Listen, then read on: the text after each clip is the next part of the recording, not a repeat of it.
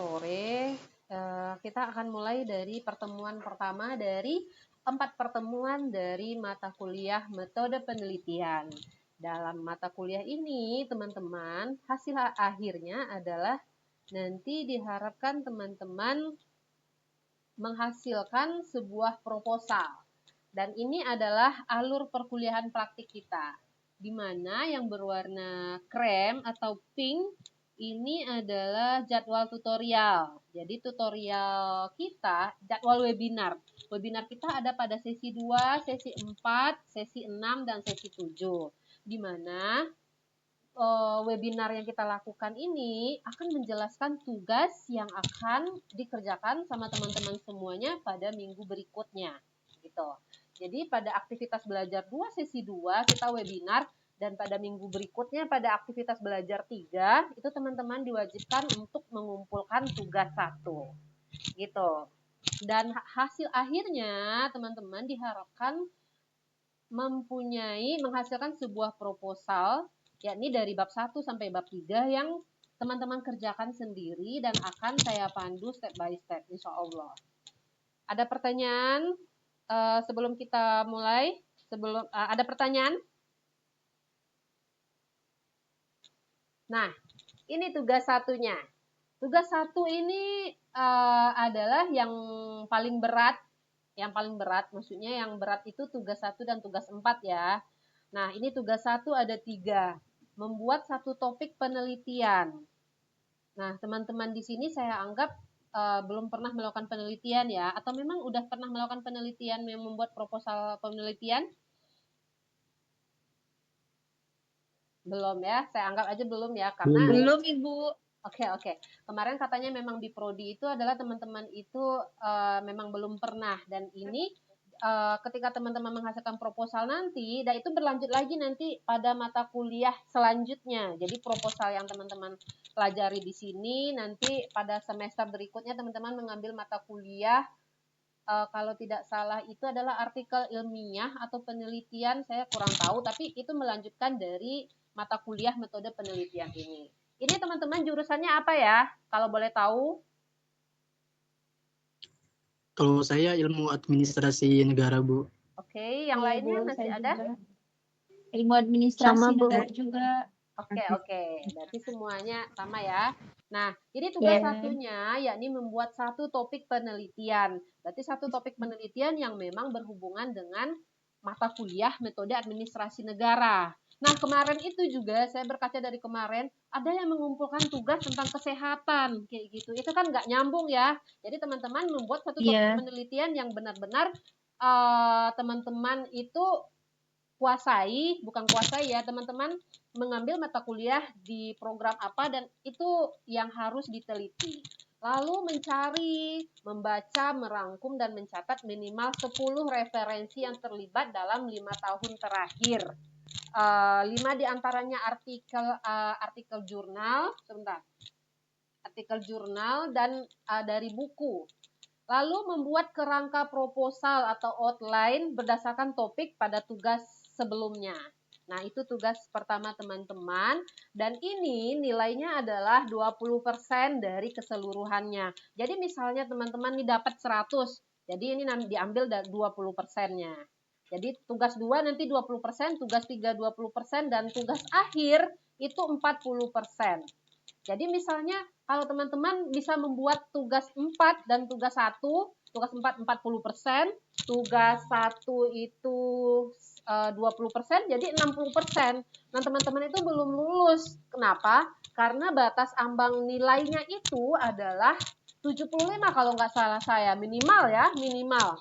Jadi kalau misalnya kita membuat 3 tugas, misalnya lulus nggak ya? 20, 40, 80 bisa. Tapi itu kalau semua nilainya itu maksimal gitu. Itu kan nanti misalnya teman-teman ada yang 60, ada yang 80 tugasnya. Dan itu tuh kan nggak maksimal nanti kalau misalnya cuma mengerjakan hanya beberapa tugas saja. Jadi teman-teman saya harap mengumpulkan semua tugas. Dan itu nanti misalnya kalau teman-teman tugasnya nggak memuaskan, itu bisa nanti direvisi lagi sehingga nanti teman-teman bisa mendapatkan nilai yang teman-teman inginkan. Oke, lanjut.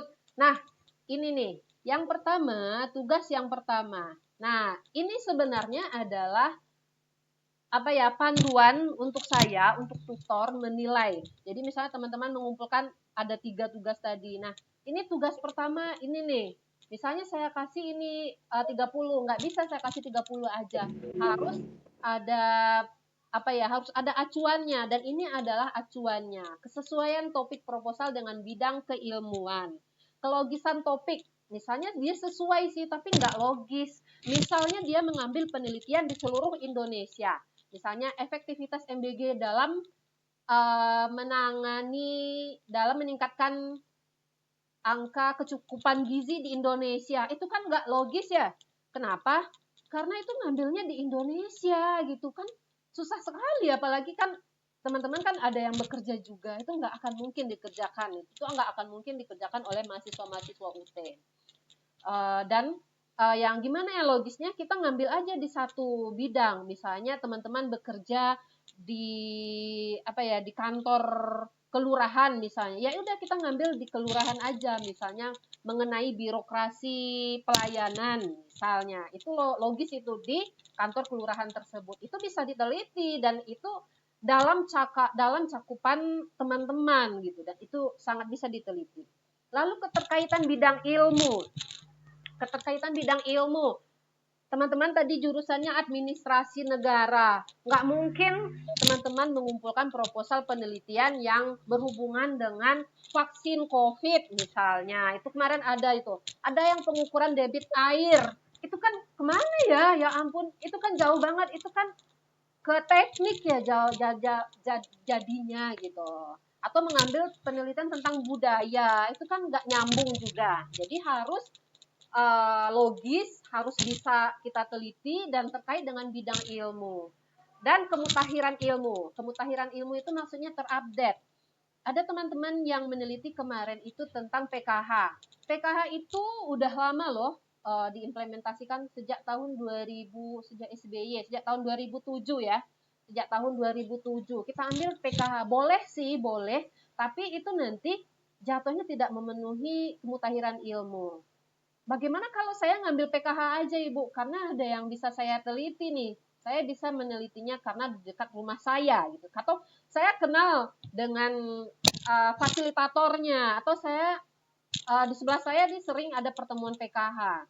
Boleh aja, tapi nanti nilainya agak kurang gitu. Karena misalnya ini 30 ya poinnya, bisa aja nanti 25 kayak gitu. Gitu ya teman-teman ya. Ada yang perlu ditanyain dari tugas 1? Aman ya? Saya anggap aman ya. Nah, itu penjelasan penilaian untuk tugas 1. Sekarang kita lanjut bagaimana cara membuat tugas 1. Next. Nah, bagaimana cara menentukan topik penelitian? Nah, ini tugas 1. Ada gap antara kondisi yang terjadi dengan kondisi yang seharusnya. Maksudnya apa? Ada masalah. Misalnya kondisi idealnya A, kondisi yang terjadinya Z. Itu ada gap, artinya ketimpangan. Nah, itulah yang harus kita teliti. Oh, ternyata ini ada masalah nih. Nah, saya bisa menelitinya ini. Gitu. Oke, kita mulai dengan contoh ya. Nah, jadi kita melihat dulu masalah di sekitar kita apa nih? Apa masalah di sekitar kita? Lalu kita tentukan nih sesuai nggak ya dengan topik kita. Misalnya nih, kondisi ideal. Tadi kan gap itu adalah ketimpangan antara kondisi ideal dengan kondisi yang terjadi. Jadi ada jurang pemisahnya, ada masalahnya. Kondisi idealnya ini misalnya sampah dari masyarakat dapat ditangani dengan baik oleh Dinas Lingkungan Hidup ya, karena kita tinggal kadang-kadang ada yang di perkotaan, berarti itu Dinas Lingkungan Hidup yang menanganinya, dan lingkungannya bersih, itu kondisi idealnya. Tapi kondisi yang terjadi itu banyak titik-titik sampah di tempat yang tidak semestinya. Gitu. Misalnya kita lewat jalan A sampai ke sana itu banyak aja titik-titik sampah yang bertebaran dan tidak dibersihkan dari hari ke hari. Nah, lalu tidak ada TPA. TPA tempat pembuangan akhir.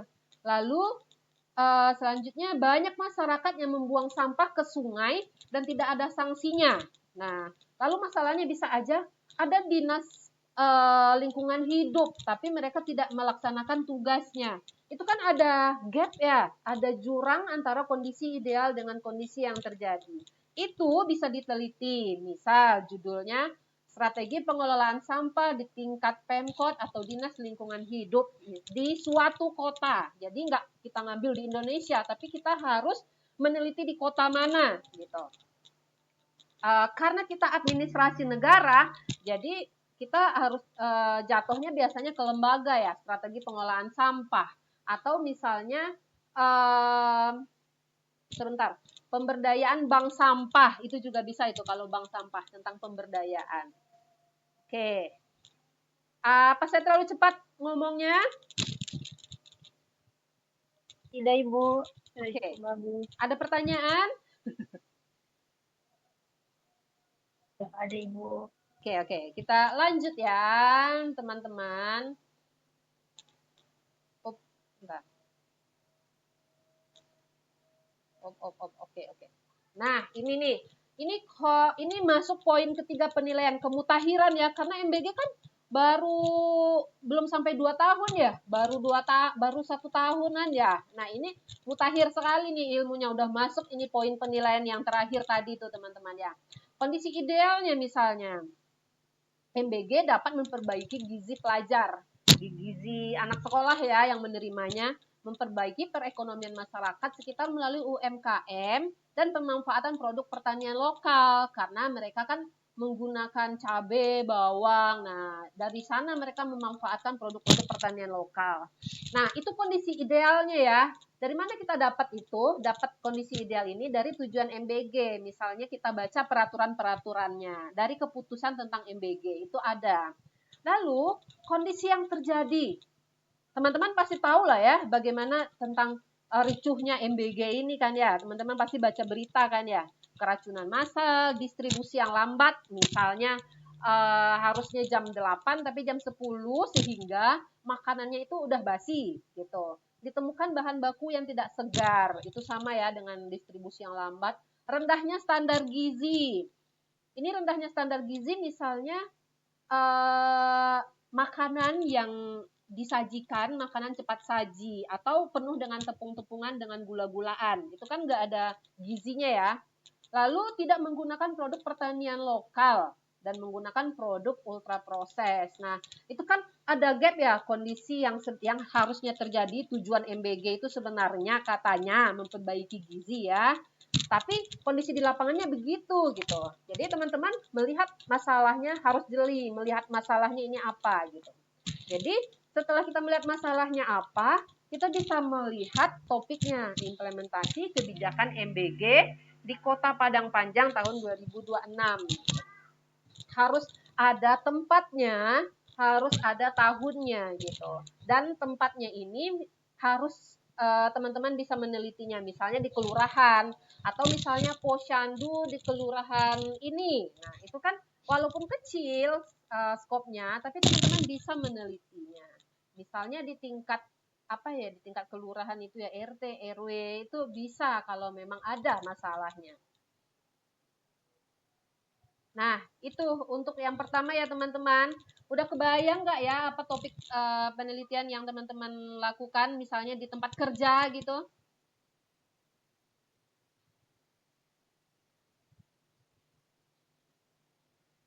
Oke, saya jelasin dulu ya, saya ini dulu ya, teman-teman nggak apa-apa. Tipsnya, ketika untuk membuat tugas satu ini, memperhatikan, ya ada pertanyaan? Bu, saya mau nanya, Bu. Oke, siapa namanya? Pardila, Bu. Pardila Zanita Rahma. Pardila, silakan. Ya, ini bentuk apa tadi ya, proposalnya itu, bentuk penelitiannya kita harus datang ke lembaganya gitu, ketemu sama orangnya, atau lewat artikel aja cukup gitu, dari berita, mungkin dari Kompas TV, atau kita dapat dari secara online gitu, Bu, atau kita harus ke lembaganya? Oh ya, itu ya teman-teman. bisa yang pertama kita memperhatikan dulu ya kondisi di lingkungan kita, nanya-nanya dulu kayak gitu. Nggak harus resmi ya, misalnya kita datang ke lembaga enggak gitu kan. Misalnya kita lihat-lihat aja dulu. Misalnya ada teman-temannya yang kerja di sini, gimana sih itu? Misalnya kayak gitu. Misalnya posyandu lah, ada tadinya yang kakaknya lah yang punya anak misalnya datang ke posyandu, tanya-tanya masalahnya kayak gitu. Jadi memang harus lihat masalahnya dulu untuk sementara untuk ini, tapi masalahnya nggak usah banyak-banyak, tapi kira-kira itu bisa diteliti gitu. Misalnya kalau untuk dilihat di berita, kalau menurut saya itu belum, nanti itu di tugas selanjutnya. Jadi kalau sekarang kita ini dulu melihat masalah real dulu gitu. Nggak secara resmi datang ke lapangan, nggak secara resmi datang ke lembaga nggak apa-apa, tanya-tanya aja gitu. Oh iya ya. Atau misalnya kerja nggak Paradila ya tadi ya, Pardila kerja nggak? Ya. Kalau sekarang sih enggak, Bu, untuk sekarang. Kalau kemarin itu kan ada yang kerja ya mahasiswanya, jadi dia bekerja di apa ya, di TK kemarin itu, jadi ada bantuan buku. Jadi tapi nggak apa ya, masalahnya itu adalah anak-anak ini nggak suka buku gitu, tapi bukunya itu datang terus kayak gitu, dan kemampuan literasinya itu sama aja kayak gitu, membacanya nggak suka baca kayak gitu, jadi pojok bacanya juga nggak ada, tapi bantuan bukunya ada. Nah, dia tahu dari karena dia tinggal karena dia bekerja di sana sehari-hari. Jadi bagi teman-teman yang memang udah bekerja dan memang ada masalah yang bisa diteliti, nggak apa-apa kayak gitu. Jadi itu sekalian aja kan bisa diteliti gitu. Tapi kalau enggak, kita bisa melihat di sekeliling kita, gitu. Tanya-tanya, lihat-lihat gitu. Oke, ada pertanyaan lain? Nah, ini nih. Tipsnya memperhatikan masalah yang bisa diteliti di lingkungan sekitar. Kita nggak usah jauh-jauh ya. Kemarin ada yang susah sekali penelitiannya itu, tapi ya memang harus diganti gitu, karena dia cuma melihat proposal dan kayaknya proposal teman-teman yang lain ya, dan dia meneliti melakukan hal yang sama kayak gitu, tapi ternyata masalahnya nggak ada di lingkungan dia, jadi emang nggak bisa diteliti masalahnya apa gitu. Lalu sesuai dengan bidang keilmuan dan dapat dilakukan di lingkungan kerja. Itu tadi ya, biar memudahkan teman-teman. Jadi semoga teman-teman bisa ya, walaupun bekerja nanti sekalian aja gitu. Semoga ini nggak memberatkan teman-teman. Saya pengennya teman-teman ini ikut semuanya, nanti lulus semuanya gitu. Bisa membuat proposal semuanya. Nah, untuk tugas 1 ya, membuat topik penelitian yang sesuai dengan bidang keilmuan. Itu udah saya kasih contoh tadi, bisa teman-teman pelajari lagi. Nah, ini nih. Yang kedua, mencatat referensi ya, mencatat, merangkum. Nah, ini nih penelitian teman-teman ya. Tadi kan beberapa kategori, dan ini ada 4 kategori teman-teman untuk tugas 2 ini. Nah, pertama, kesesuaian dengan kriteria sumber. 5 tahun terakhir ya, kecuali grand teori. Jadi 5 tahun terakhir. Tapi ada teman-teman yang ngambil sekarang tahun 2026, 2001 lah terakhir. Ada yang teman-teman ngambil tahun 2019, ya itu nggak cocok, berarti nggak memenuhi kriteria yang A. 5 diantaranya referensi artikel, 5 diantaranya dari buku. Nah, ini ya teman-teman ya. Ada yang sudah tahu cara mencari artikel? Misalnya teman-teman kan ada yang perpustakaannya susah diakses kayak gitu. Nah, kita carinya di online aja. Ada yang sudah tahu caranya? Kalau boleh tahu di online carinya di mana ya, Bu? Nah, oke, nanti kita pelajari ya.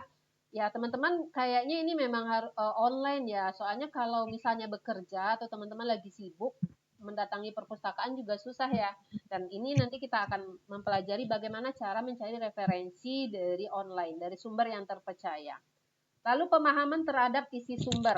Ntar ya, nanti kita jawab ya. Kita akan mencoba nanti beberapa website yang menyajikan artikel jurnal atau buku. Ya, nanti kita akan pelajari. Lalu yang C, ini C ini ya, pemahaman terhadap isi sumber.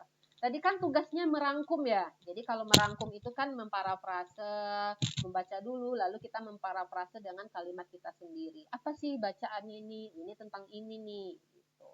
Jadi teman-teman nggak sekedar mengutip aja, tapi membaca dan memahami lalu menjelaskan dalam beberapa kalimat. Lalu ketepatan cara mengutip. Oke, kita mulai ya. Nah, teman-teman kalau tugas 2, nomor 2 bisa memenuhi ini berarti full untuk nilai untuk nomor 2 gitu. Ini silakan dipenuhi ya. Saya kasih ini aja biar teman-teman bisa maksimal. Sebenarnya ini nggak untuk diperlihatkan, tapi nggak apa-apa biar teman-teman bisa tahu acuannya dan bisa tahu menilai tugas sendiri nanti. Oke, kita mulai untuk nomor tadi pertanyaannya dari Said ya. Nah, ini dia. Iya, Bu. Sumber yang valid. Nah, kalau sebelumnya saya pernah mengampu juga mata kuliah metode penelitian dan itu sumbernya itu dari website. Misalnya dari Kumparan, dari Wikipedia, dari kapan lagi. Itu tuh nggak bisa ya teman-teman ya, nggak bisa. Harus dari sumber yang valid. Misalnya buku, e-book, artikel dari jurnal yang berasal dari Google Cendekia dan yang lainnya. Lalu skripsi, tesis, dan disertasi, proceeding konferensi. Proceeding ini adalah kumpulan karya ilmiah orang-orang yang konferensi di suatu tempat. Misalnya kita datang ke kampus misalnya, nah itu ada jurnal proceedingnya yang udah dicetak dan kita bisa membacanya dan kita bisa mengaksesnya biasanya di perpustakaan. Lalu website resmi pemerintah dan organisasi internasional, lalu website institusi pendidikan. Kalau misalnya untuk berita bisa nggak ya? Dari kapan lagi? Iya bisa dari kapan lagi. Misalnya sekedar berita aja ya. Misalnya tadi MBG keracunan seperti dikutip dari kapanlagi.com misalnya kan terjadi ini gitu. Terjadi keracunan pada siswa sekolah dasar di suatu tempat. Nah itu bisa kalau untuk sebuah berita. Tapi kalau untuk teori itu enggak ya. Nah, itu di sumber online. Google Book, teman-teman bisa mengetikkan ini di coba ya. Nah, ini kelihatan nggak Google Book-nya? Google, Bu.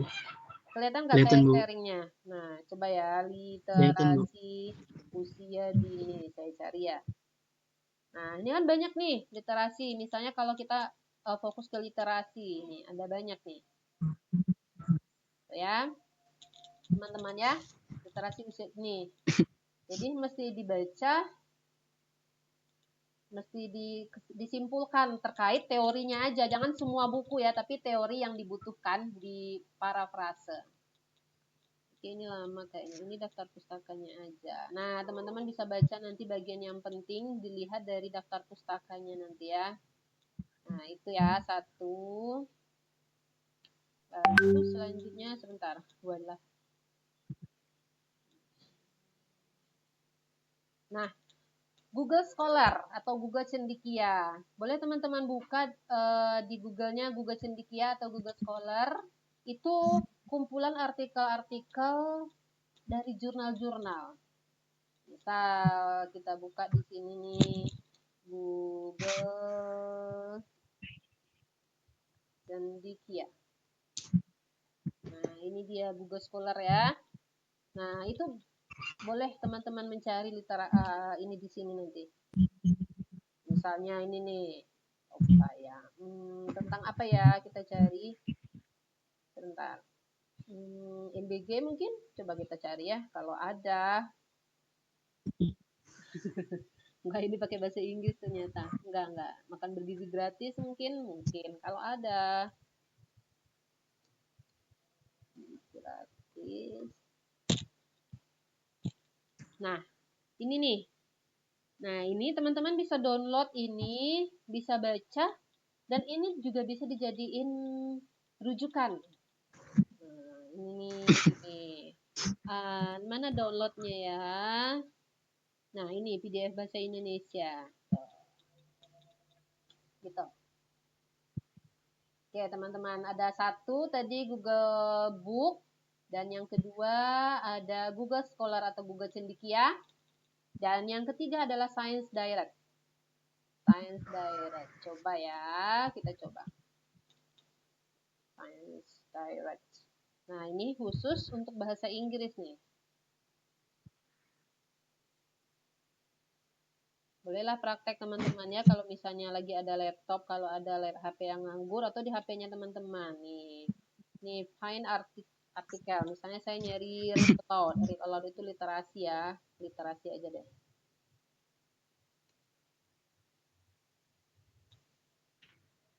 Nah, ini banyak nih. Coba kita cari bahasa Indonesia ya. Sampah. Penanganan sampah. Knowledge project. Kalau ini memang Indonesia sih, tapi ini ada nih Indonesia nih. Nah, atau bisa teman-teman baca di abstraknya. Ini ya. Teman-teman ya, udah ada 3, Google Book, Google Scholar, Science Direct. Lalu nih kalau Perpusnas nih. Nah, ini bisa bahasa Indonesia nih, e-research. Teman-teman bisa login dulu, karena saya nggak login, jadi kita nggak bisa praktek ya. Tadi saya nggak bisa mencontohkan ya. Lalu ResearchGate. ResearchGate ini kayaknya bahasa Inggris juga ya. ResearchGate. Nah, di sini. Ada nggak ya bahasa Indonesia di sini? Oh, harus login juga ya ternyata ya. Itulah, pokoknya login dulu. Nah, Doach. Nah, ini juga bisa nih, teman-teman ya. Ini gampang sekali nih kayaknya. Kemarin saya udah coba nih. Nah, bahasa Indonesia. Bahasa Inggris ya.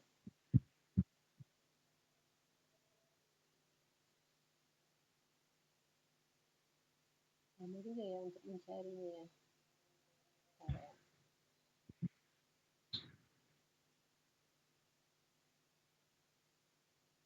Lama ya teman-teman ya. Ya apa deh, nanti teman-teman aja ya.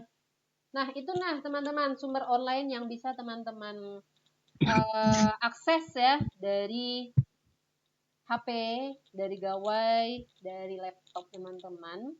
Jadi silahkan nanti tugas 2-nya dikutip, disimpulkan apa yang kira-kira menjadi tugasnya tadi. Gitu. Terkait teorinya aja ya, jangan semuanya tadi, tapi teorinya aja.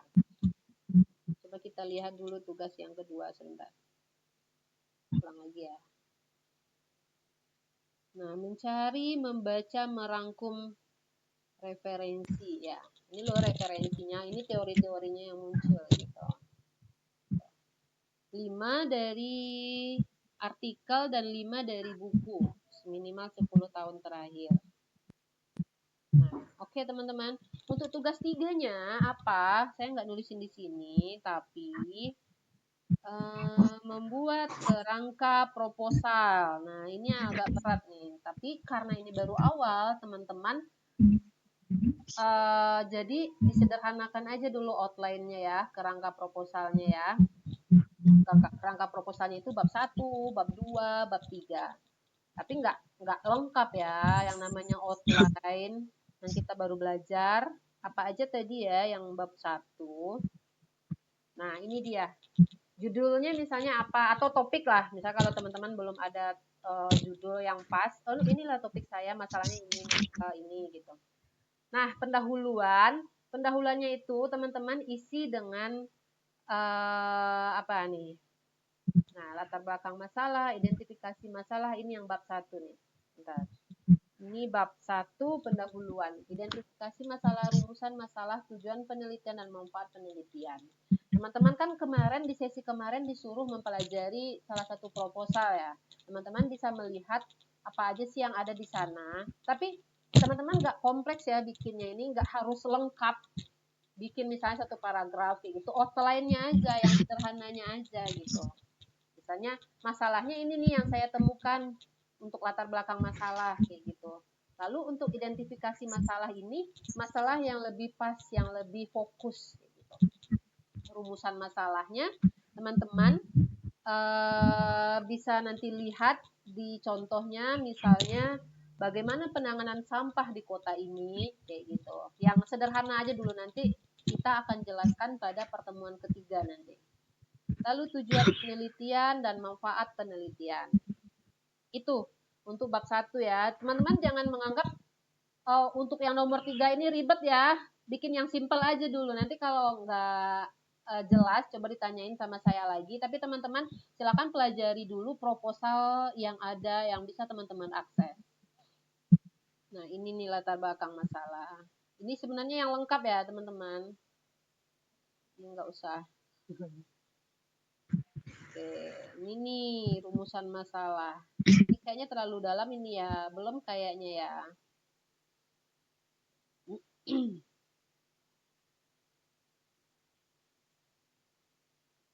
Nah, kalau kerangka teori, kalau untuk bab 2, silakan teman-teman masukkan misalnya bab 1-nya, A-nya misalnya, sebentar ya, saya kasih contoh aja deh dulu. Kayaknya ada deh tugas di sini biar teman-teman tahu. Bu, boleh minta di zoom lagi Kak Bu, soalnya agak kecil Bu. Bentar. Ya, terlalu kelihatan. Ini terlalu panjang nih, sebentar ya. Yang ini ya, kerangka proposal ya. Ya.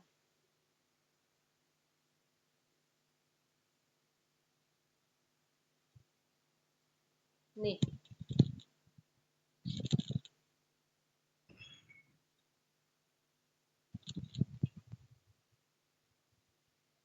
Sebentar.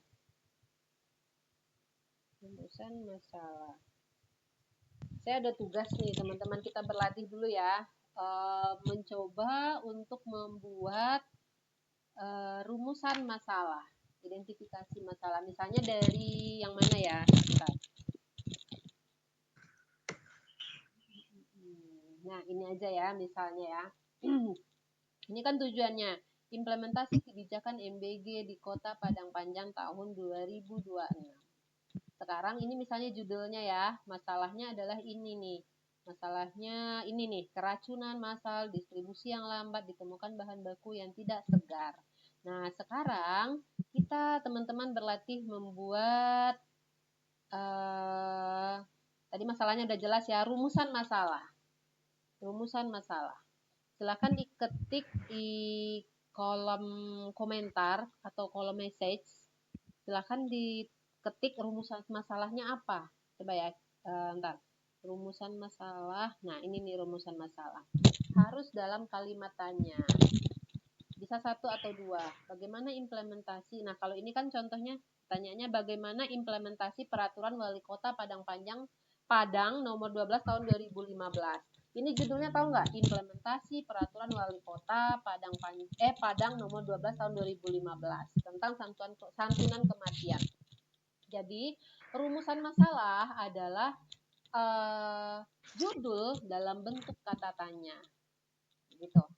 Rumusan masalah adalah judul dalam bentuk kata tanya. Mohon maaf ya karena ini terlalu dalam ya kayaknya ya. Udah masuk rumusan masalah aja. Tapi coba kita berlatih dulu. Misalnya ini nih. Implementasi kebijakan MBG di Kota Padang Panjang tahun 2026. Anggap itu judul ya teman-teman ya. Anggap itu judul sebuah proposal ya. Nah sekarang kita berlatih membuat rumusan masalah. Silakan ditulis di kolom komentar dari judul implementasi kebijakan MBG di Kota Padang Panjang tahun 2026 ini, apa sih rumusan masalahnya? Rumusan masalah adalah, tadi saya jelaskan ya, rumusan masalah adalah judul dalam bentuk kata tanya. Nah, ini judulnya kira-kira. Kita pura-puranya ini judulnya. Dan rumusan masalahnya apa ya dari judul ini? Boleh di chat ya, di kolom chat ya.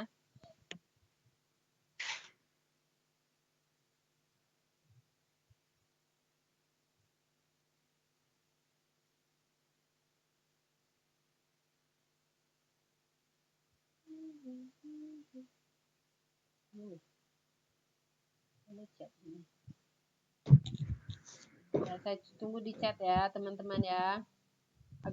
kita berlatih dulu ya, soalnya kadang-kadang ada yang susah untuk menemukan rumusan masalah itu gitu. Karena ini udah masuk ke tugas nomor 3, rumusan masalah gitu. Teman-teman tadi kan udah nemu topiknya, nah rumusan masalahnya apa gitu. Silakan ditulis di kolom chat ya.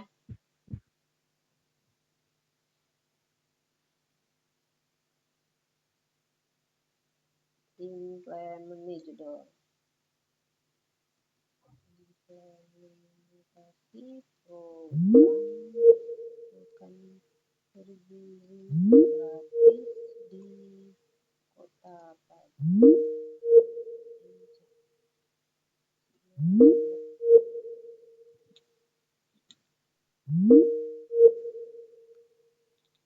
Mas? Mas? Habis baterainya ya? Habis sinyalnya kok nggak ada?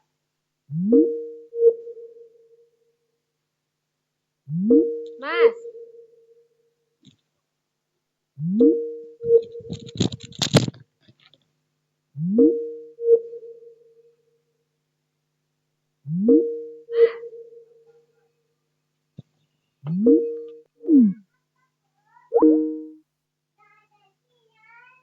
Habis baterainya ayah.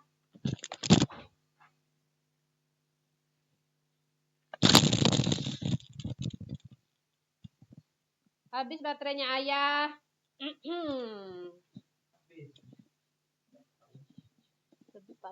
Bapak lu aku hidupin lagi lama. Lambat ya, hidupin lagi. Lambat.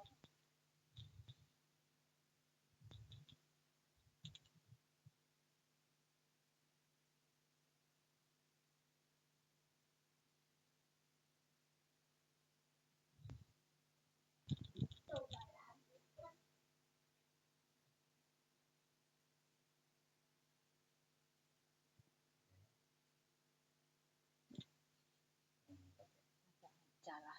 Ada sinyal ternyata dari tadi.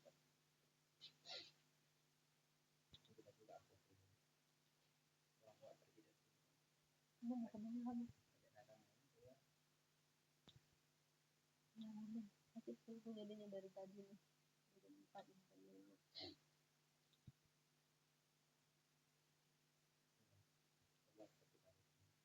Hah? Enggak sih, ini karena kamu salah aja masukin sinyal. Masukin aku nanti kartu Telkomsel lagi ya. Telkomsel itu bayu keduanya itu. Apa lambat? Kamu pakai apa?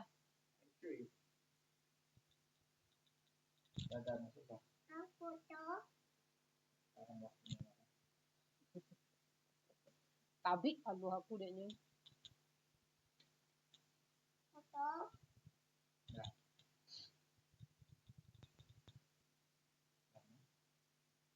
Ya belum ada kipal aku nih. Z0.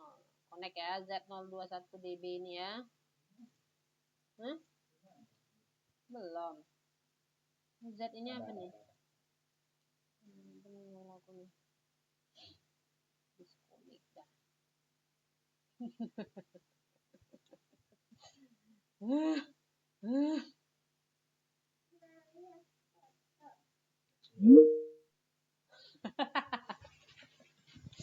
Sakit kepala.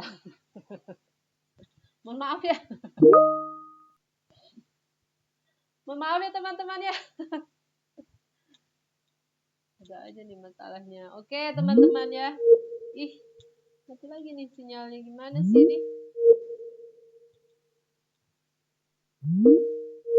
Ayah, gimana nih sinyalnya?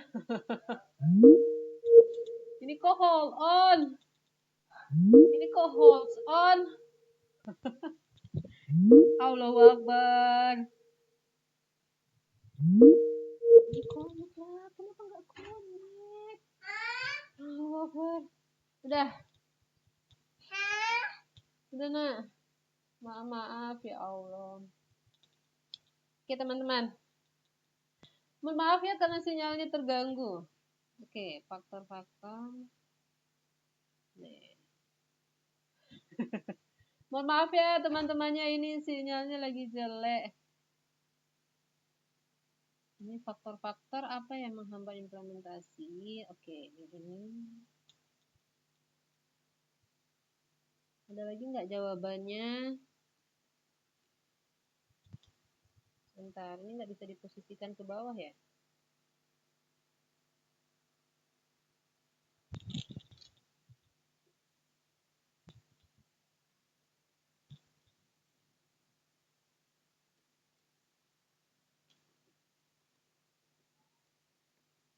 Masalah adalah judul dalam bentuk kata tanya. Oke teman-teman, ini masih ada yang mau typing ya. Mohon maaf ya teman-teman karena sinyalnya terganggu. Jadi saya tadi logout terlempar keluar. Alhamdulillah udah bisa bergabung. Ini teman-teman. Nah ini nih, bagaimana efektivitas standarisasi ini sebentar.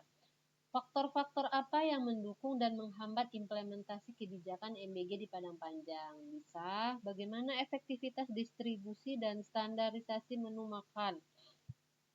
Bentar. Bagaimana efektivitas distribusi dan standarisasi menu? Panjang sekali judulnya ini ya. Kalau untuk Fardila, bagaimana efektivitas distribusi standarisasi menu? Nah, distribusi kan satu ya. Standar distribusi itu kan artinya dari dapur ke sekolah gitu ya, proses distribusi ya. Sedangkan standarisasi itu adalah mengenai menu makannya. Itu tuh agak berjauhan Fardila. Agak jauh itu. Jadi salah satu aja yang diteliti.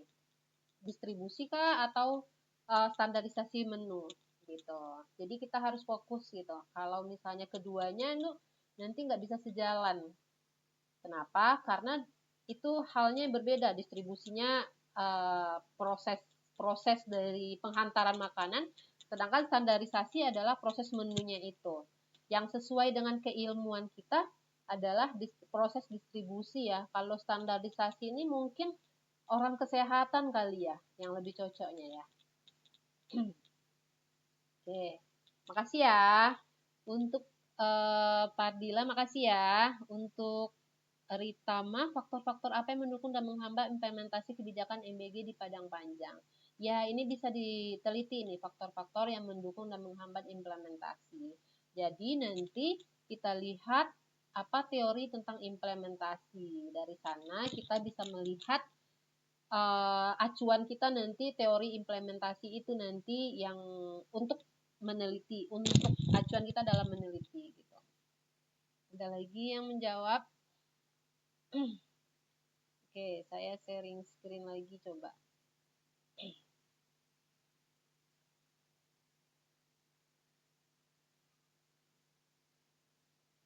Nah, teman-teman, sebentar. Ini adalah outline kerangka proposal. Tugas 3 ini memang agak berat ya teman-teman, walaupun nanti teman-teman ngisinya sedikit aja, nggak usah banyak-banyak kayak proposal lengkap, tapi ada bab 1, daftar isinya emang nggak usah, judulnya nggak usah ya, tapi ada daftar isi, harus ada bab 1, pendahuluan, kerangka teori dan metode penelitian. Nah, bab 1 pendahuluan, latar belakang masalah itu jelas ya teman-teman ya. Seperti yang dijelaskan tadi, kita bisa melihat masalahnya di sekitar kita dan teman-teman nanti mengetik masalahnya ini adalah ini. Sudah cukup 1 paragraf atau 2 paragraf yang teman-teman bisa kembangkan karena ini masih berupa kerangka ya, kerangka nggak lengkap. Lalu untuk identifikasi masalah, teman-teman bisa menjelaskan masalah fokusnya apa. Kalau bedanya A itu adalah teman-teman menarasikan secara lengkap. Kalau untuk B, identifikasi masalah, teman-teman bisa membuat poin-poinnya. Identifikasi masalah, 1 ini, 2 ini, 3 ini. Dan kalau untuk rumusan masalah, teman-teman tadi udah berlatih membuat rumusan masalah ya. Rumusan masalah, misalnya kalau judulnya adalah bagaimana implementasi, bagaimana implementasi kebijakan, judulnya misalnya implementasi kebijakan MBG di Kota Padang Panjang. Rumusnya untuk rumusan masalah adalah, karena judulnya ini, judul dalam bentuk kata tanya. Jadi rumusan masalahnya adalah bagaimana implementasi MBG, kebijakan MBG di Kota Bagaimana implementasi kebijakan MBG di Kota Padang Panjang tahun 2026. Udah gitu aja. Kenapa? Karena rumusan masalah adalah judul dalam bentuk kata tanya gitu. Coba saya tambahkan lagi di sini di chatnya misal nih. Jadi tinggal ditambahkan kata tanya aja untuk judul gitu. Bagaimana implementasi program MBG di Kota Padang Panjang tahun 2026. Dah gitu aja. Kenapa? Karena karena rumusan masalah adalah judul dalam bentuk kata tanya. Jadi tinggal kita ubah aja judul tersebut dalam bentuk kata tanya gitu. Oke ya teman-teman ya. Kalau untuk teman-teman yang udah menjawab ini bisa diteliti. Tapi kan tadi membuat membuat rumusan masalah dari judul yang udah ditentukan. Jadi kalau judulnya begini, rumusan masalahnya harus mencakup judul dalam bentuk kata tanya. Nah, jawaban pertanyaan teman-teman ini bisa diteliti sih, tapi karena tadi mengacu kepada judul ya. Sekarang kita latihan lagi nih teman-teman ya. Teman-teman untuk membuat rumusan masalah. Sebentar, saya share screen. Ini gimana ini? Nah, ini nih. Sekarang kita membuat ini nih. Membuat judul rumusan masalah dari judul. Misalnya judulnya strategi pengelolaan sampah di tingkat Pemkot. Enggak di tingkat Pemkot ya.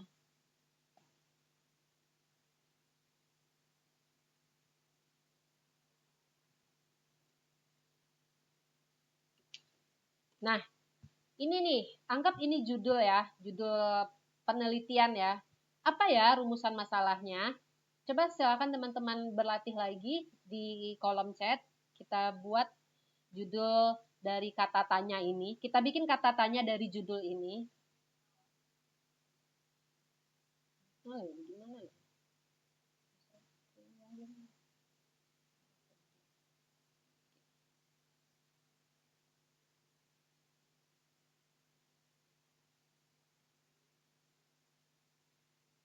Silakan ya teman-teman ya. Ini nih judulnya nih. Strategi pengelolaan sampah di Kota Padang Panjang.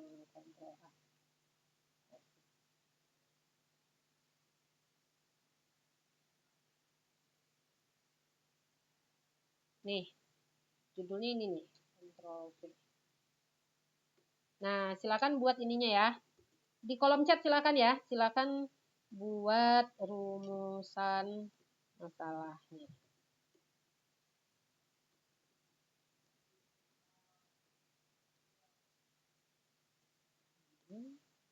Itu dalam bentuk kata tanya.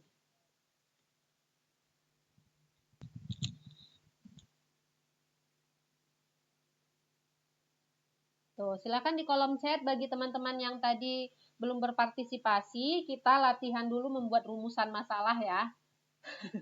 Ini memang agak berat, tapi teman-teman semoga bisa. Silakan berlatih yuk. Silakan di kolom chat ya.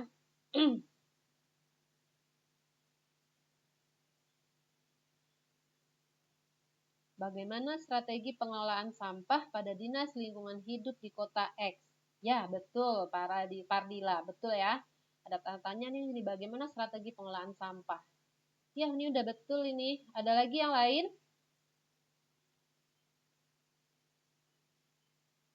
Nah, oke, karena judulnya satu, jadi rumusan masalahnya satu aja nggak apa-apa, strategi. Atau misalnya nanti faktor-faktor penghambat, nggak apa-apa, satu aja deh. Strategi, jadi rumusan masalah adalah, saya ulang lagi ya, rumusan masalah adalah judul dalam bentuk kata tanya. Misalnya teman-teman udah menemukan judul, nah silahkan dibuat rumusan masalah. Bagaimana jika teman-teman cuma menemukan topik aja dulu, gitu. Nggak apa-apa, rumusan masalahnya bisa dikosongin aja nanti ya, tapi teman-teman coba bikin outline dulu nanti ya, lengkap bab 1 sampai bab 3. Oke, sekarang kita ada pertanyaan nggak untuk terkait bab 1 ini? Oh, untuk rumusan masalah.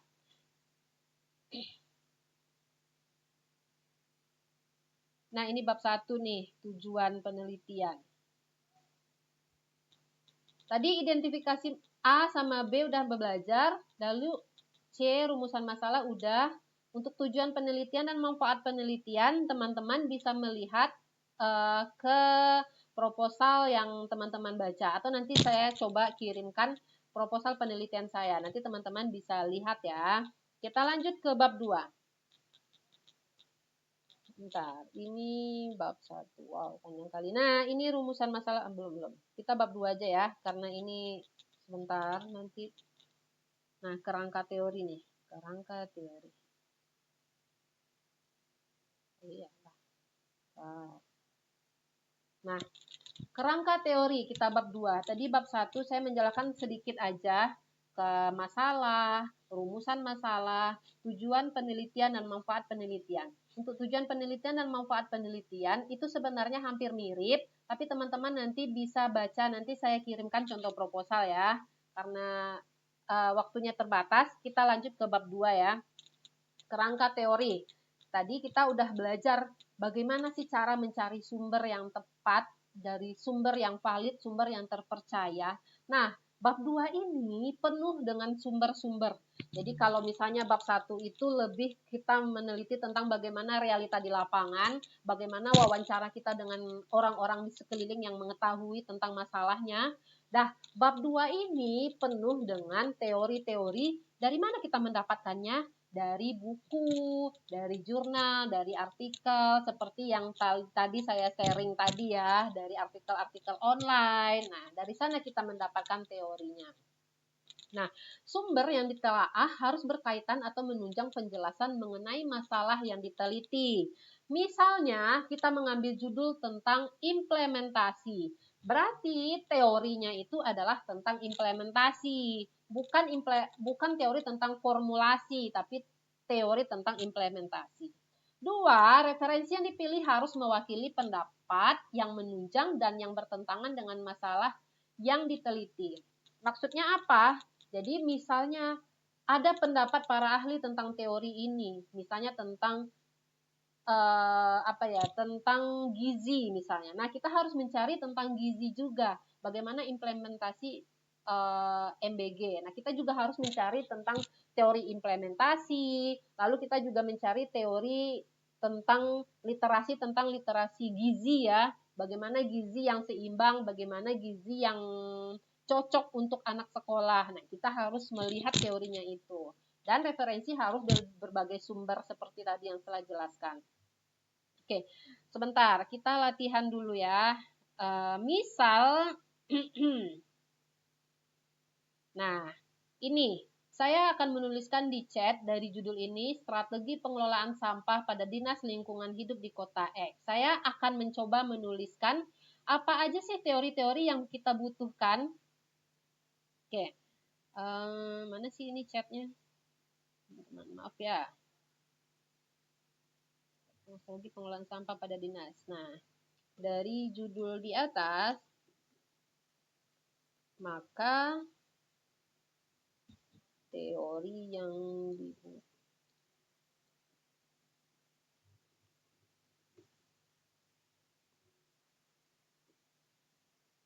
Satu,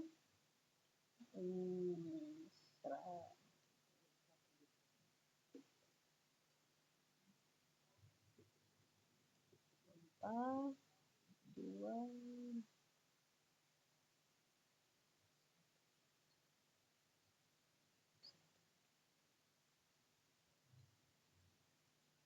ya ampun, strategi dan kebijakan.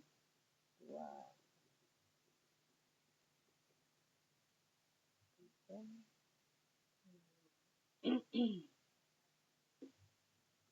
Nah, lama kali lah. Bentar. Nah, dari judul di atas, maka teori yang bisa kita cari adalah, ini ya judulnya ya, bagaimana strategi pengelolaan sampah pada Dinas Lingkungan Hidup di Kota X. Dari judul di atas, maka teori yang perlu kita cari pada Google Scholar atau e-book adalah misalnya strategi dan kebijakan. 2, pengelolaan sampah. Gitu aja. Nanti itu udah banyak turunan-turunannya itu yang bisa teman-teman jelaskan. Gitu. Maaf ya, untuk yang sekarang kita berlatih misalnya buatlah teori judul, misal saya judulnya ini nih, formulasi kebijakan sekolah gratis.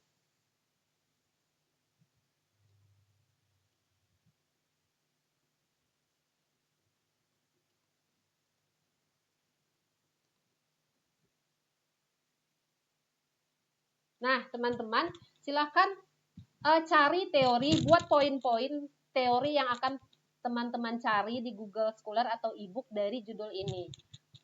Judulnya formulasi kebijakan sekolah gratis untuk tingkat SD di Kota Padang. Kira-kira apa itu teori yang akan teman-teman cari di Google Scholar? Boleh dituliskan ya.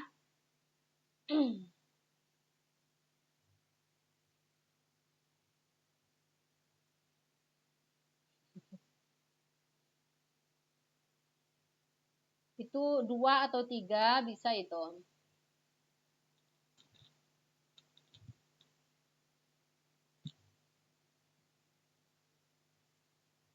Silakan diketik ya teman-teman ya. Dari judul itu kita bisa menentukan teorinya apa, sehingga kita bisa mencari dari Google Scholar, dari e-book atau Dowatch Study, dimanapun, dari Science Direct juga bisa.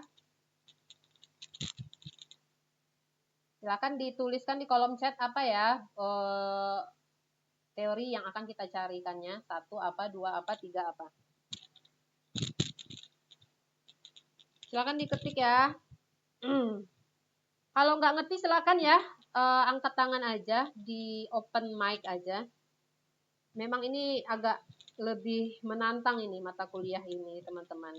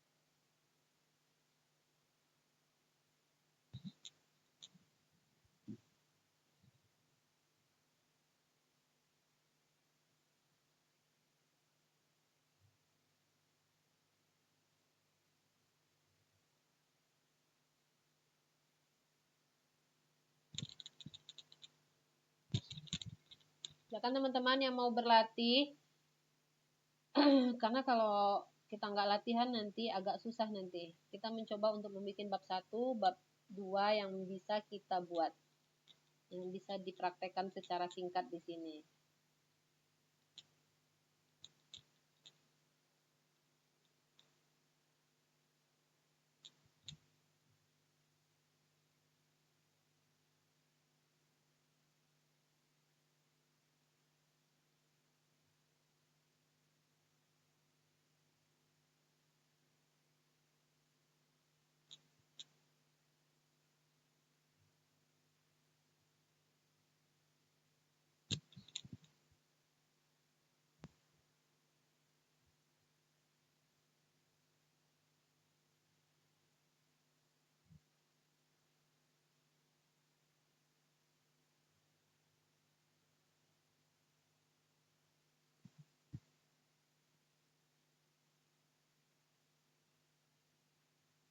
Nggak ada yang mau mengetik nih, ini belum nih. Yuk. Ini kita coba ya untuk membuat teorinya. Teman-teman, kalau ada yang nggak ngerti boleh ditanya ya. Hambatan dalam formulasi kebijakan. Makasih ya Rita ya. Lalu penyusunan agenda kebijakan. Ada yang mau menambahkan lagi nggak? Ini udah dijawab di kolom chat sama Rita. teori-teori yang akan kita cari dari judul ini nih. Dari judul bagaimana formulasi kebijakan sekolah gratis untuk tingkat SD di Kota Padang. Ada yang mau menambahkan lagi nggak? Ini udah dijawab sama sebagian sama Rita. Ada yang mau menambahkan lagi?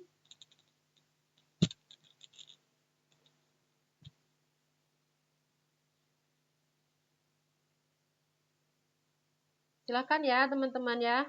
Apa belum paham ya? Nah, saya foto dulu ya.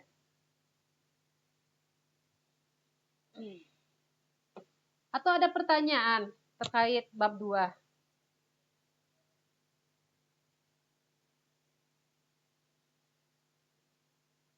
Ada pertanyaan nggak?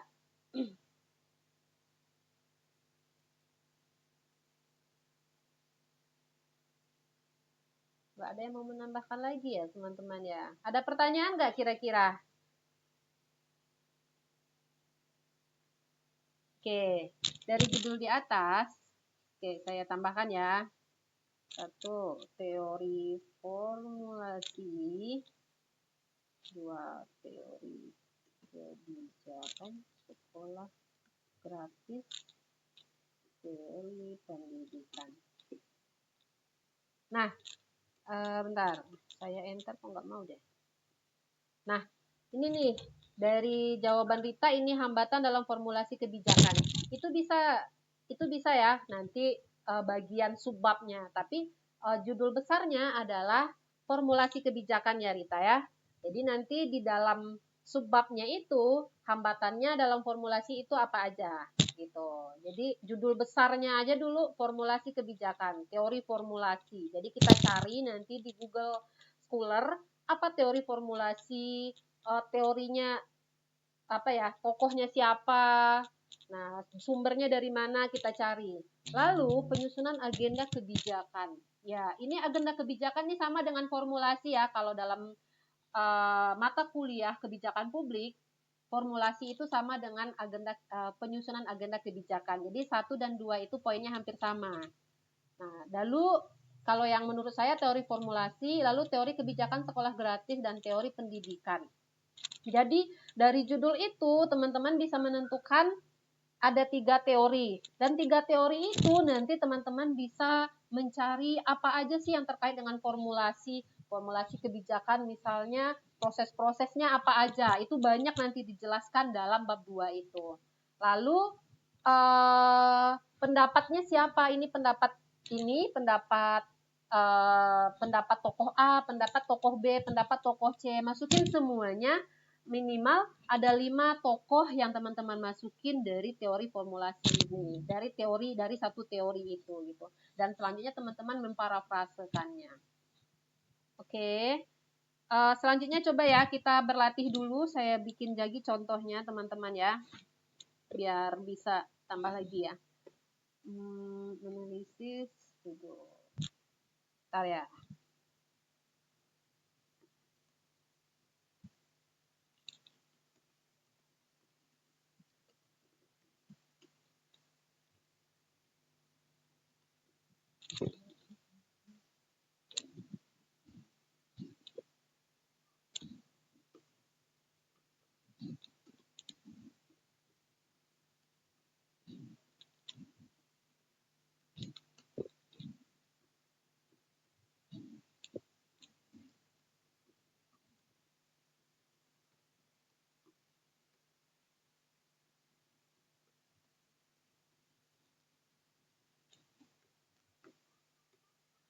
Nah, itu tuh teman-teman. Misalnya itu judulnya, kira-kira teori apa yang akan kita cari ya?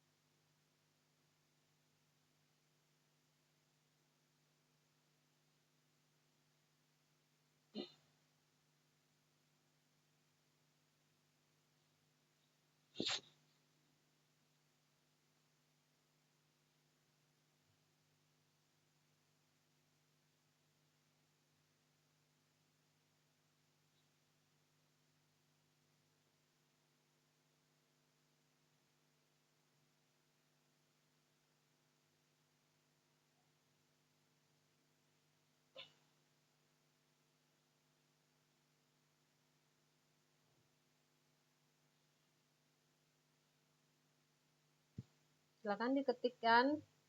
Ini Pardila Zianita lagi mengetik. Kalau yang lain silahkan. Said Maulana, Ferdi juga, Winda juga silahkan. Kalau nggak ngerti silahkan ditanyain. Ini bab 1 ini udah masuk hal yang serius kita nih. Ya tanya ini mumpung masih ada waktu. Kita 15 menit lagi ya waktunya ya. Maksimal. Silahkan ditanyain kalau memang belum paham ya teman-teman ya. Teori kualitas pelayanan. Winda Rizka. Ya oke. 1 ya. Betul. Apalagi kira-kira nggak bisa 1, 2 atau 3 gitu. Teori administrasi. Teori administrasi. Kualitas pelayanan administrasi. Teori administrasi ya. Bentar, teori administrasi. Pelayanan administrasi kali ya. Kalau teori administrasi itu luas nanti cakupannya Winda. Ini Pardila ya. Teori administrasi. Kalau teori administrasinya terlalu luas nanti. Teori kualitas pelayanan betul. Teori kualitas pelayanan. Iya betul. Tapi kalau untuk teori administrasi ini masih belum ya. Masih agak rancu. Pelayanan administrasi. Atau bagiannya begini aja deh nanti. Teori kualitas pelayanan. Kualitas pelayanan. Pelayanan, teori pelayanan administrasi.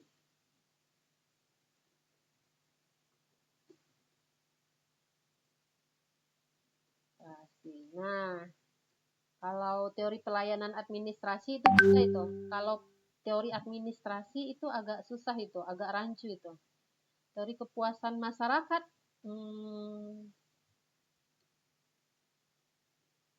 saya chat ya. Teori kepuasan masyarakat, sebentar. Teori kualitas pelayanan administrasi, kepuasan masyarakat. Oh iya betul nih, kualitas pelayanan administrasi. Kualitas pelayanan. Iya betul ini.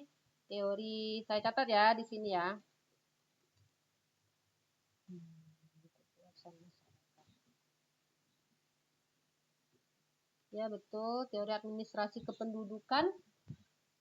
Kalau teori administrasi kependudukan itu mungkin teman-teman agak rancu ya. Teori administrasi kependudukan. Administrasi kependudukan. Pelayanan administrasi kependudukan deh kayaknya. Saya catat ya. Pelayanan publik ya, betul. Teori pelayanan publik ya, betul. Kalau untuk teori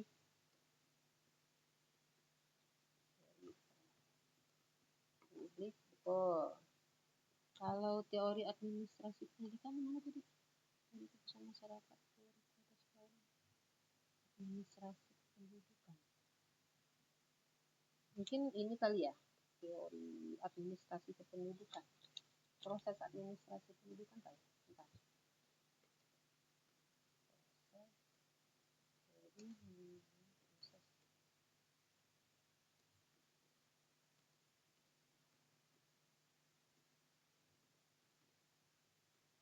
Nah, mungkin ini maksudnya dari Safitri kali ya, Safitri Al-Rizki, teori administrasi kependudukan.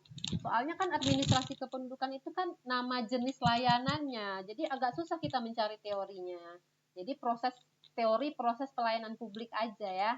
Kalau dari sana ya, itu kan garis besarnya adalah pelayanan publik itu termasuk. Karena teori administrasi kependudukan itu adalah jenis pelayanannya. Jadi agak susah kita mencari teorinya. Jadi kita cari teori besarnya, yakni teori pelayanan publik gitu. Teori proses pelayanan publik gitu. Oke, teman-teman, itu ya untuk bab 2 ya. Bab 1 udah rumusan masalah.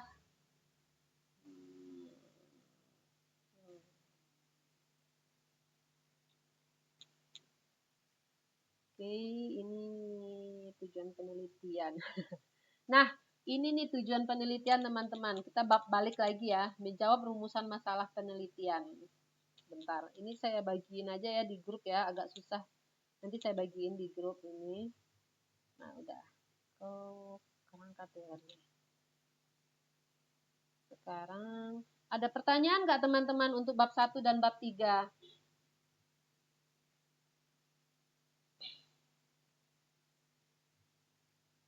Nggak ada Ibu. Agak berat kah teman-teman ya? Mohon maaf ya, memang agak berat ya kayaknya ya. Ini kan tadi teman-teman membuat kerangka proposal. Bab 1, bab 2, dan bab 3. Bab 1 itu apa aja pendahuluannya? Nah, ini nih, identifikasi masalah, rumusan masalah, tujuan penelitian, dan manfaat penelitian. Untuk tujuan penelitian dan manfaat penelitian, saya kasih contoh aja nanti ya, biar teman-teman bisa nanti melihat dari contohnya aja. Kalau untuk bab 2 ada pertanyaan nggak? Landasan teori.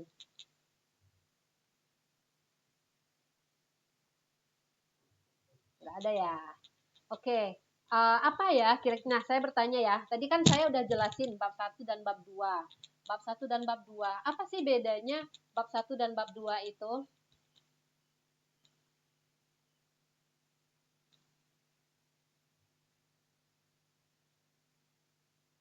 Apa sih bedanya bab 1 dan bab 2?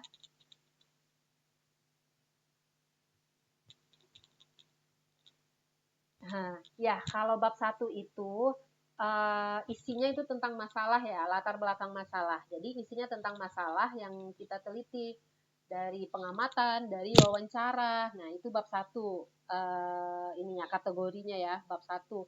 Misalnya masalahnya tentang sampah, kita lihat penulis melihat banyak sampah bertebaran di sepanjang jalan A sampai jalan X. Itu adalah di bab 1, di latar belakang masalah ya. Nah, itu untuk bab 1. Kalau untuk bab 2 adalah yang berasal dari teori-teori di artikel yang dikemukakan oleh para ahli. Gitu. Teman-teman bisa mencari dari Google Scholar, dari e-book, dari Science Direct yang seperti telah tadi saya sebutkan. Nah, itu teori untuk bab 2. Untuk bab 2 itu ya, teman-teman ya. Ada lagi pertanyaannya untuk bab 1 dan bab 2? Ada pertanyaan? Ini masih tugas 3 loh. Banyak memang tugas 3 ini. Tapi outline-nya aja teman-teman yang bikin ya. Nanti kita akan tambahkan lagi nanti di sesi webinar selanjutnya. Karena ini tapi teman-teman mintanya outline ya. Kerangka, masih kerangka. Nggak ada ya, kita lanjut ke bab 3 ya. Karena teman-teman diminta untuk mengumpulkan tugas bab 1 sampai bab 3, kerangkanya aja. Apa aja sih kerangkanya gitu. Kerangkanya. Kita masuk ke bab 3. Bab 3, metode penelitian. Metode penelitian itu ada di mana ya? Ini panjang sekali nih saya jabarkan.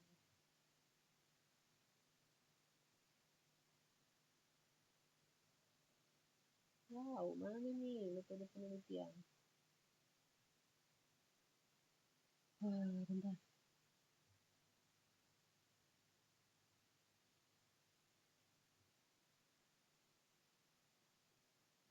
Nah, ini dia metode penelitian. Nah, ini bisa lah ya. Tempat penelitian. Jangan teman-teman mengambil misalnya di kota sebelah atau di kota yang jauh, tapi teman-teman nggak bisa ke sana gitu. Ambil di kota sendiri, di kelurahan sendiri, di lingkungan sendiri. Waktu penelitian. Nah, kemarin karena ada yang plagiat ya, jadi waktu penelitiannya itu udah lewat diambilnya. Dia ngambil proposal milik orang lain, tapi nggak direvisi waktunya. Jadi teman-teman ambil waktu penelitiannya sekira 6 bulan ke depan. Sekarang bulan Maret, misalnya dari Mei sampai Agustus tahun 2026.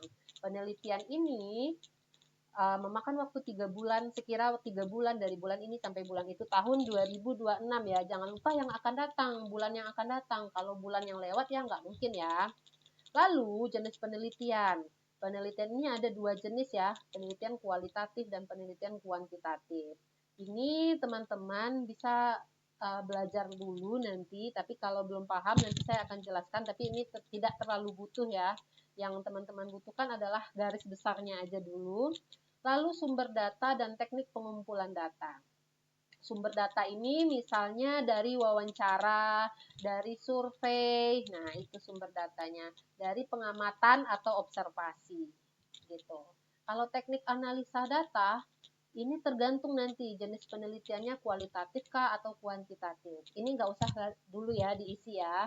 Tapi yang teman-teman isi adalah tempat penelitian, waktu penelitian, sumber data dan teknik pengumpulan data. A, B, dan D aja dulu diisi ya. C dan E nggak usah. Nanti saya jelaskan lagi karena ini lama juga nih, nanti agak susah nanti penjelasannya berhubung udah sore. Nah, itu ya teman-teman ya. Bab 1, bab 2, dan bab 3 teman-teman bikin. Ada 3 ya. Dan yang banyak adalah tugas 1.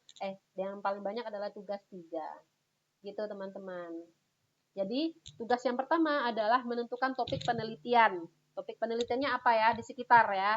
Yang kedua adalah merangkum dan menentukan referensi dari yang teman-teman baca. Misalnya masalahnya tentang formulasi.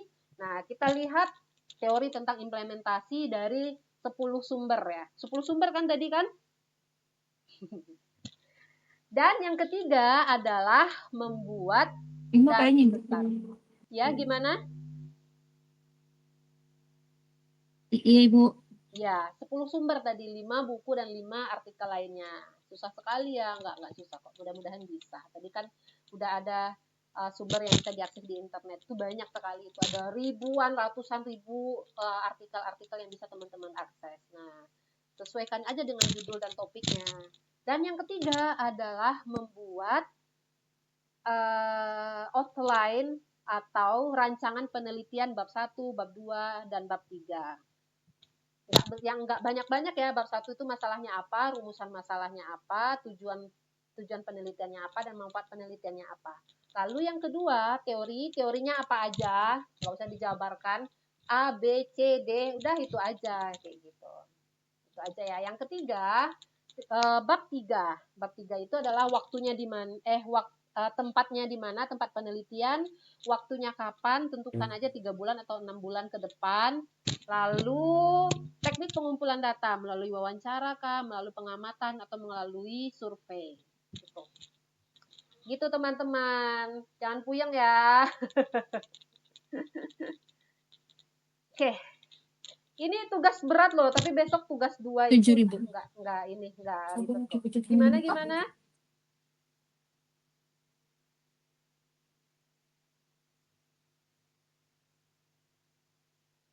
Nah, udah nih. Saya nggak akan memperpanjang lagi. Udah, cukup itu aja. Nanti silakan teman-teman upload ya pada sesi 2 di aktivitas belajar 2 ya. Oke, ada lagi pertanyaan?